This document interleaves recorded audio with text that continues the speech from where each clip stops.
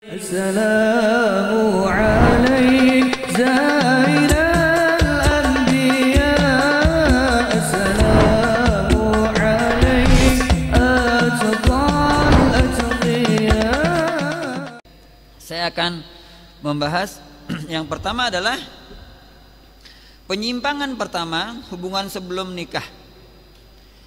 Hubungan badan di luar nikah. Boleh, kagak boleh. Makanya tadi tuh kita kalau ngeliat terdepan sama orang, contohnya Rasulullah SAW didatangin oleh seorang pemuda yang dia ingin berzina. Ya Rasulullah, sahabat nih, ya Rasulullah, saya minta izin ingin berzina ya Allah, ya Rasulullah. Minta izin sama Rasulullah buat berzina. Apa kata Rasulullah? Ini sahabat yang lain udah kesel banget nih, udah pengen digambarin deh bahasanya, udah kesel banget. Kata Rasul, jangan, sini. Bawa kemari orangnya yang tadi izin mau berzina. Apakah kamu suka ibumu dizinahi, katanya gitu. Apakah kamu suka adik perempuanmu dizinahi? Apakah kamu suka bibi dari ayahmu dizinahi? Apakah kamu suka bibi dari ibumu dizinahi? Dari semua itu dijawab, tidak ya Rasul, demi Allah tidak mau ya Rasulullah. Itu kan semua disebutin tuh, ibu, anak perempuan, bibi kita dari ayah kita, bibi dari ibu kita, disebutin tuh orang-orang perempuan yang dekat sama kita, gitu ya. Yang itu yang kita mau, orang juga begitu. Orang juga nggak mau ibunya dizinahi, anaknya dizinahi, bibinya dizinahi, nggak mau juga. Makanya jangan begitu. Kan cakep banget nih Rasulullah SAW, nggak langsung larang, jangan, nggak begitu. Dikasih permisalan, ente mau nggak digituin? Kan kagak mau. Sama kayak kita mau gambar orang, ditanya lu mau nggak digambar? Kagak mau. Gitu ya. Baik, yang pertama tadi tuh hubungan di luar pernikahan. Kita buka Quran surat Al-Mu'minun ayat 5. Al-Mu'minun itu surat ke-23 yang kemarin itu. A'udzu billahi minasy syaithanir rajim. Walladzina hum li furujihim hafizun illa ala azwajihim aw ma malakat aymanuhum fa innahum ghairu malumin.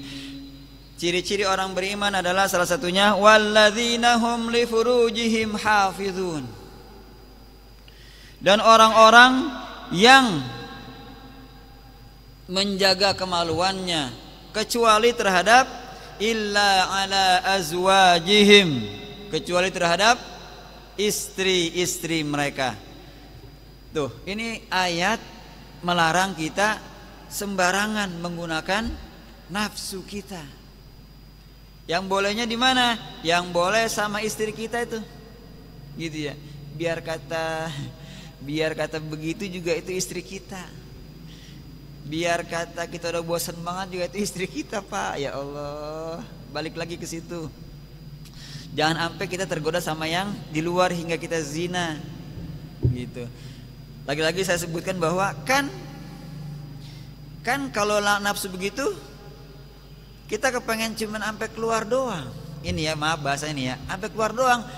Kalau lagi nafsu banget, udah keluar, selesai itu. Yang saya tahu sih begitu, nggak tahu yang lain. Emang begitu doang, selesai nih, kita nafsu banget. Pas setelah selesai, udah selesai itu. Nafsu yang tadi pengen banget selesai. Karena itu Rasulullah ngajarin pulang ke rumah, di rumah juga ada, selesai di rumah, gitu. Jangan di luar diselesain. Biar kata itu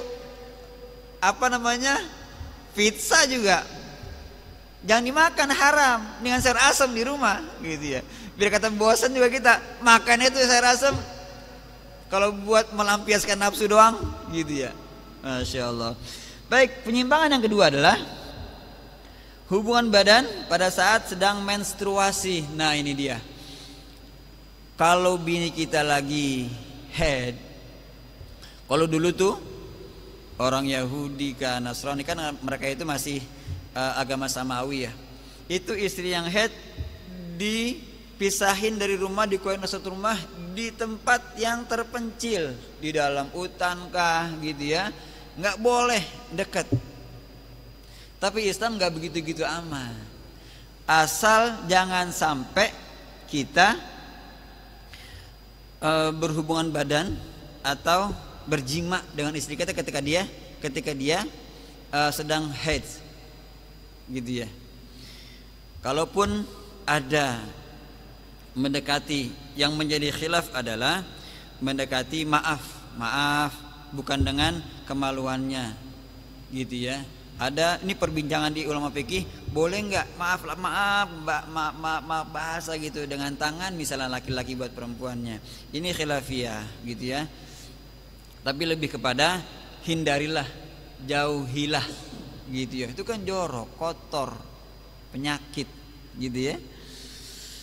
Baik, ini udah lewat nih. Penyimpangan yang ketiga adalah hubungan seksual melalui dubur. Nah ini nggak boleh nih. Ternyata bukan di ayat jemaah sekalian. Ini ada hadisnya. Saya akan sampaikan hadisnya. Ketika Rasulullah SAW melarang kita berjima dari dubur.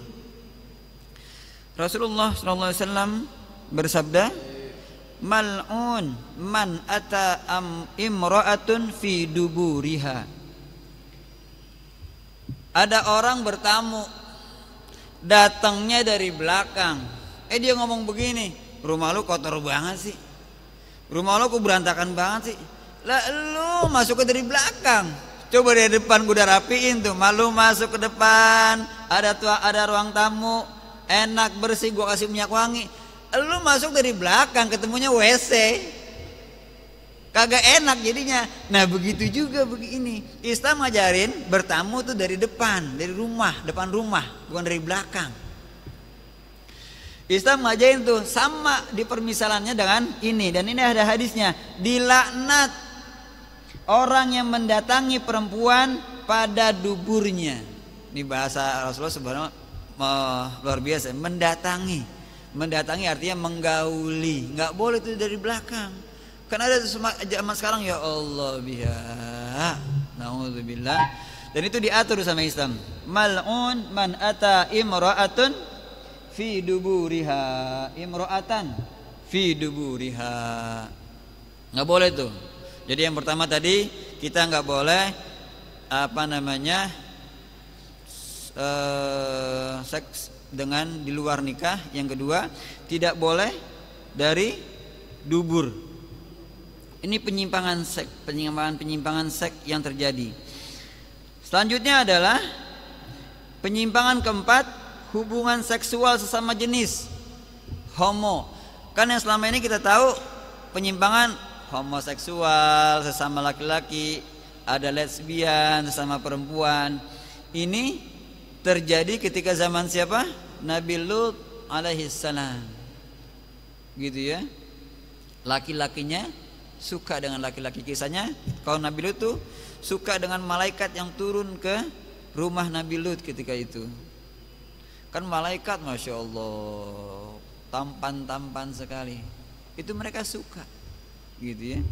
Ini termasuk hal yang dilarang dalam Islam, homoseksual.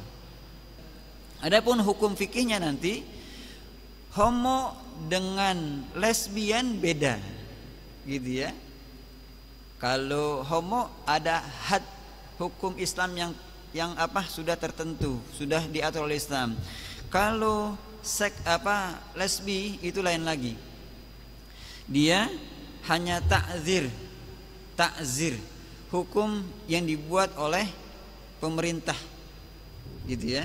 Jadi beda penghukuman. Selanjutnya adalah larangan homo ini terdapat dalam Quran surat Al-A'raf. Al-A'raf itu surat ke-7. Al-A'raf ayat ke-80. أعوذ بالله من الشيطان الرجيم ولوطا إذ قال لقومه أتأتون الفاحشة ما سبقكم بها من أحد من العالمين إنكم لتأتون الرجال شهوة من دون النساء bal antum qaumun musrifun. Dan kami juga telah mengutus Lut ketika dia berkata kepada kaumnya, mengapa kamu melakukan perbuatan keji yang belum pernah dilakukan oleh seorang pun sebelum kamu di dunia ini. Jadi homo ini diawali dari kaum Lut. Sebelumnya itu kaum-kaum sebelumnya belum pernah ada yang begini nih. Homoseksual itu belum pernah ada. Di zaman Nabi Lut lah dimulai yang begini. Sungguh kamu telah melampiaskan syahwatmu kepada sesama lelaki, bukan kepada perempuan. Kamu benar-benar kaum yang melampaui batas. Tuh, ini larangannya. Ada ayatnya. Nggak boleh. Kiasnya kemana? Perempuan sama perempuan juga nggak boleh. Gitu ya. Perempuan sama perempuan nggak boleh. Sama ada tuh. Penyimpangan yang kelima adalah berhubungan badan dengan hewan. Ada nggak nih? Ada. Ya Allah. Makanya disebutin nih. Dan ada larangannya, gitu ya. Larangan, dilarang. Nama Islam dilarang. Kita lihat hadisnya.